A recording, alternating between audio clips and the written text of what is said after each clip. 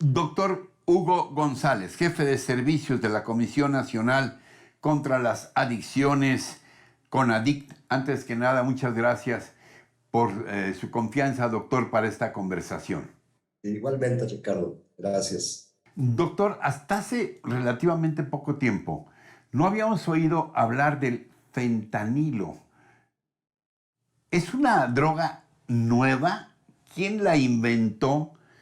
¿Y por qué de pronto se ha vuelto un problema de salud medular para varios países, entre ellos México y Estados Unidos?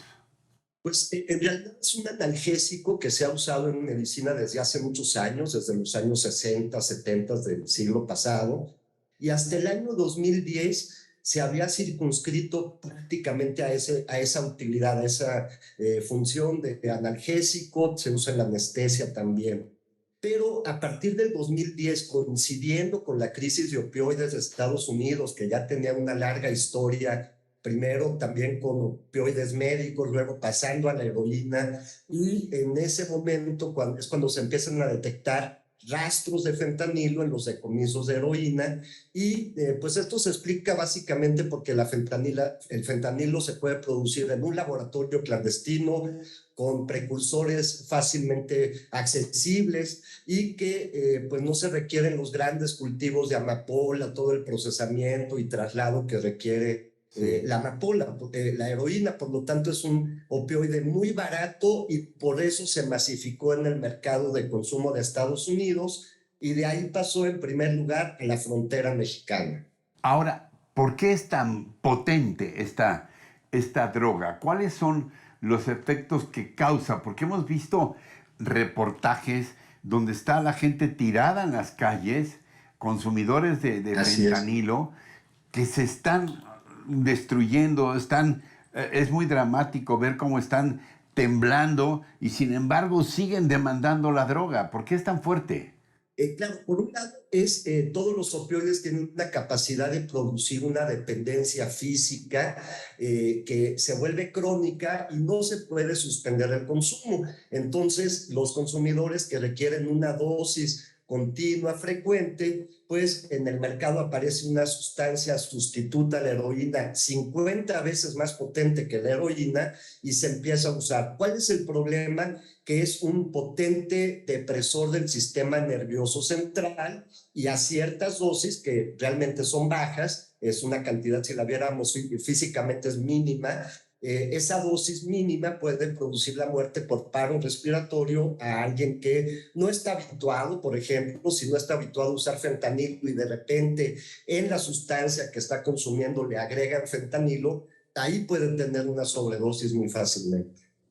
Produce cierto tipo de placer o de displicencia o de ausencia de la realidad, algún tipo de satisfactor. Estamos hablando entre comillas, por supuesto, Sí, claro. entre los consumidores, que en general el consumidor de drogas se considera como alguien que quiere evadirse de la realidad. Claro, bueno, y también lo podemos ver, son potentes analgésicos, decíamos los opioides, Sí. y alivian el dolor físico. Muchas veces el inicio de los opioides puede ser justamente para tratar el dolor físico y también emocional, Ricardo, porque estas sustancias sí producen un grado de euforia, de tranquilidad. Ese es un efecto tradicional, clásico de los opioides, por lo cual se han usado a lo largo de milenios, posiblemente desde la India y China, y que en la actualidad pues el problema es entrar en una dependencia física que requiere un tratamiento y un manejo especializado para salir de ella. Desafortunadamente, a veces las personas que usan drogas inyectables no tienen acceso a servicios de salud, tienen miedo de ser estigmatizados, y por lo tanto muchas veces también es una población marginada de los servicios tradicionales de salud. El consumo de fentanilo sistemático y creciente en muchos casos conduce necesariamente a la muerte, porque hemos escuchado referencias diferentes con cifras un tanto distintas, pero bueno, que hablan de miles de muertos por fentanilo en los Estados Unidos sobre todo.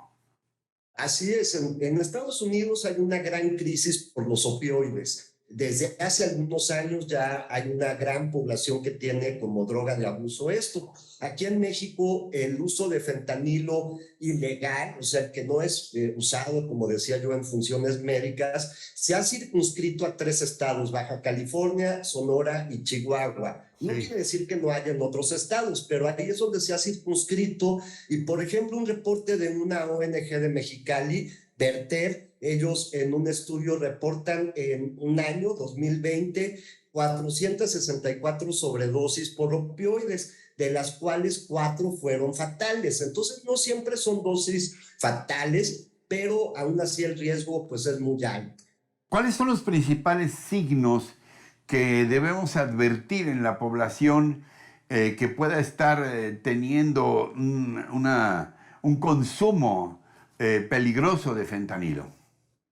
Bueno, en estos estados, en México, el consumo peligroso de fentanilo casi siempre se da, Ricardo, más bien como una sustancia contaminante de la heroína, que es como la sustancia tradicional que se ha consumido, ¿no? Una persona que empieza a tener una adicción a la heroína y posteriormente a fentanilo, el problema es que necesita estar recibiendo una dosis continua cada día, varias veces al día, y eso hace que pues se vuelva una dependencia a lo largo de muchos años. Porque suspender, aunque muchas veces las personas están conscientes de los riesgos y problemas, cuando se suspende empiezan a aparecer signos, como decías, dolor muscular, escurrimiento nasal, malestar, insomnio, ansiedad, y entonces vuelven a consumir para entrar en este circuito de evitar el síndrome de abstinencia. ¿Cómo se consume el fentanilo, doctor? Una pregunta que debía haber hecho al principio, tal vez. ¿Cómo Claro. se consume? ¿Es inyectado? ¿Son pastillas? ¿Son qué? ¿Inhalaciones? Claro. Tradicionalmente el consumo es a través de inyección, una vía intravenosa es la tradicional, pero debemos estar conscientes que el fentanilo puede ser ingerido.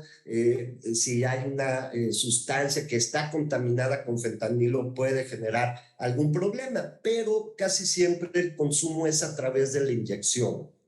Doctor, estamos mm, debidamente preocupados, yo no sé si decir alarmados, pero preocupados y ocupados en México sobre esta amenaza de drogadicción que significa el fentanilo. Es decir, ¿hay alguna estrategia, hay algunas medidas de prevención sobre su consumo en México? Para empezar, insisto, Ricardo, tenemos una gran ventaja en México que está muy localizado geográficamente, y entonces, por ejemplo, los CAPA, los Centros de Atención y Prevención en Adicciones del CONADIC, en esa zona, Mexicali, Tijuana, Nogales, pues están formando y capacitando, en eso estamos, a todos los profesionales que trabajan ahí para identificar, para informar a la población y para dar un tratamiento a aquellas personas que se acercan.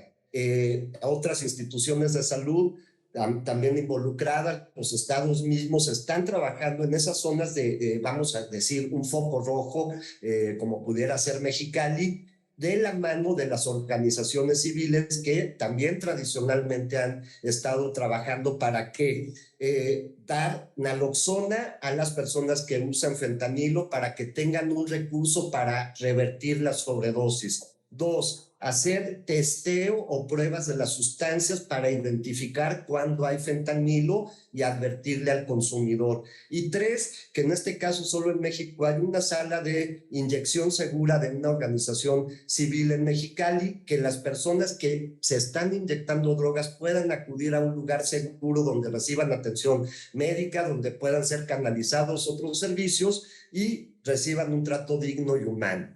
¿Algo más que quieras decirnos, doctor, a quienes nos están viendo y escuchando y que estén en ese riesgo muy humano, pero también muy peligroso del consumo de drogas, sobre todo en el fentanilo, pero en general sobre estas adicciones en general.